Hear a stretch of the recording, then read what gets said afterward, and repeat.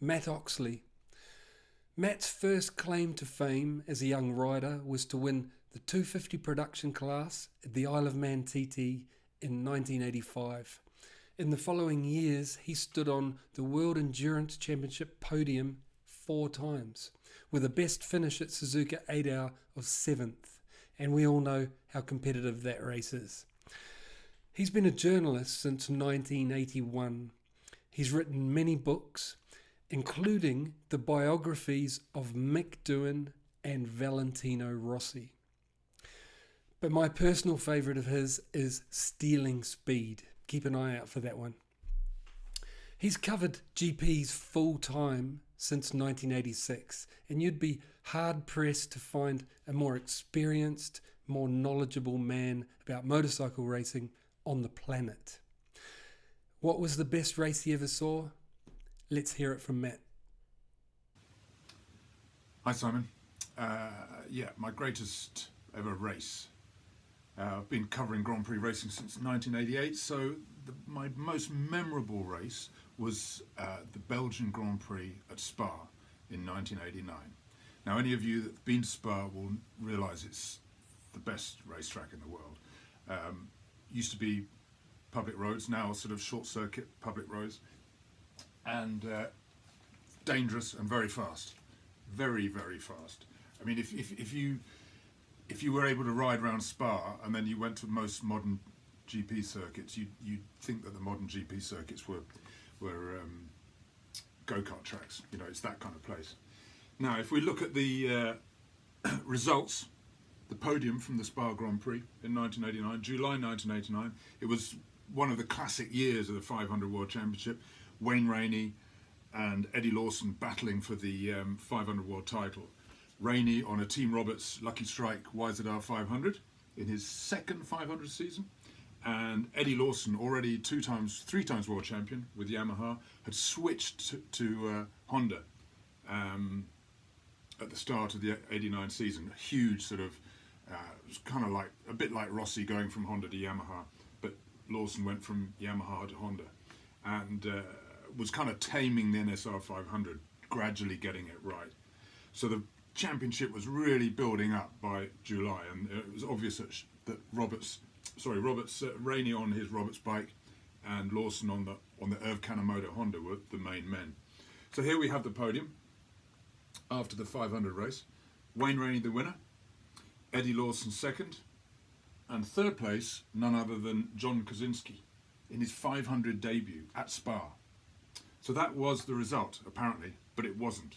Because what happened that day, often rained at Spa, and they had the first race, and it was rained off after 3 or 4 laps. It started raining. It was Lawson, Schwantz and Rainey fighting for the lead with Christian Saron. It started raining.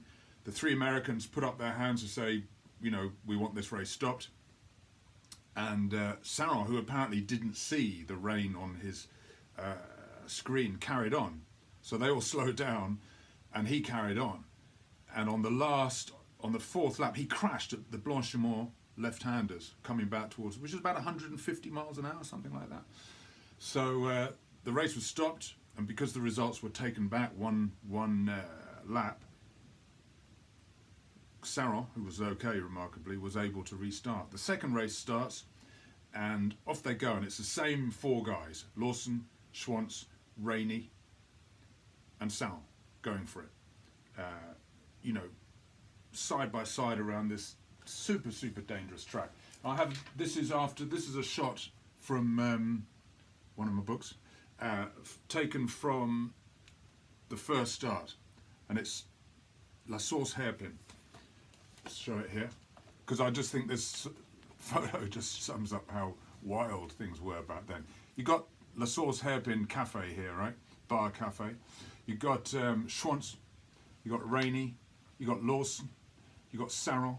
Behind them you got Freddie Spencer on the Marlboro Yamaha, and right behind him John Kosinski, and then right here we've got Mick Doohan riding his rookie 500 season. You've got straw bales by the side of the track. You've got and Armco. You've got Armco on the inside of the track with a spectators leaning over the armco. I mean, imagine being one of them, being able to lean over the armco like that. You've got photographers on the track taking photographs and filming. So, you know, it was just a wild, wild place to have a motorcycle race, especially with those guys. And let's look at the start. Look at the grid. Lawson, Sarron, Doohan, Rainey and Schwantz all on the front row. 5 guys on the front row. There's about sort of 1 metre, if that, between them. Lawson absolutely hard up against the armco. And sort of look at Schwantz nonchalantly sort of leaning on the gas tank of his Pepsi Suzuki. So the second race was also red flagged due to rain. And then that's when the controversy started, because the Spa guys decided they were going to have a third race, a second restart for a third race, and get the winner by adding up all the times. But the problem was the FIM rules said you can't have more than 2 races. But apparently the Belgian police had said to the organisers that if you don't make this race happen again, the fans are going to riot. So apparently this was one of the reasons why they started the third race. By this time it was lashing down with rain. And again, it was the same guys out front. Rainey, Schwantz, Lawson, Sarron. Eventually Schwantz got under control, got way ahead, like 10 seconds ahead of the other guys. It was pissing down with rain. I mean, standing at the bottom of Eau Rouge, these bikes 500s were coming in there, you know, with no runoff or anything, aquaplaning and wheel spinning down the straight as they went left at the end of the pit road. I mean, just really made the hairs stand up on the back of your neck, because you knew if something went wrong, it was going to be serious.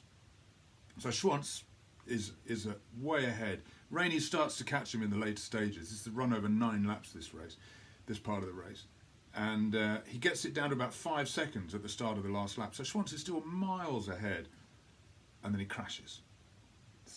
Breaking into a slow right-hander. He crashes and Rainey wins the race. And the tides were all added up and Rainey's won the race. So they have the podium celebration and everything. And then everybody sits down and goes, whoa, hang on a minute.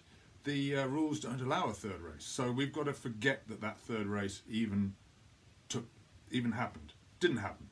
You know, all these guys risked their lives for nothing. And so the race is then, the results are then rewritten. We're all in the media centre typing away our reports saying, oh, Rainey wins a famous victory, blah, blah, blah. You know, gets another 3 points ahead of Lawson in the championship, etc., etc. And then a few hours later, it comes in, no, Rainey didn't win. What's happened is Lawson won. Ahead of the actual final results, here we have them. Lawson is down to having won the race ahead of Schwantz and Rainey, with Sarron 4th and Kaczynski 5th. So, you know, you can imagine what Kenny Roberts thought. He wasn't at all happy, but, you know, it was complete chaos. And that's why, another reason why it's very memorable. I just remember being there in the evening, trying to write a report, and everything going on, interviewing the riders, and then having to go back, trying to get everybody's opinion.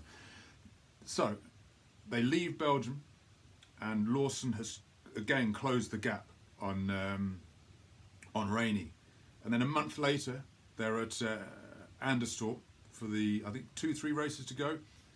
And Lawson and Rainey again battling for the lead. Lawson out front, Rainey's just behind him. Last lap, crashes.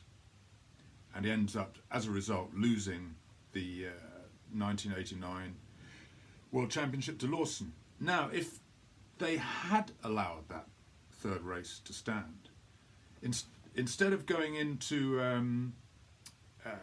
Anderstorp, the Swedish Grand Prix, 6 points ahead of Lawson, Rainey would have gone into Anderstorp 14 points ahead of Lawson.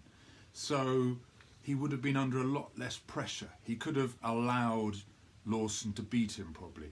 So that's what I mean. That whole race, not only was it amazing in the way the guys rode, in the chaos after the race, but that chaos after the race might actually have decided that year's 500 World Championship. So it was an incredibly important race, much more so looking back on it than it was at the time.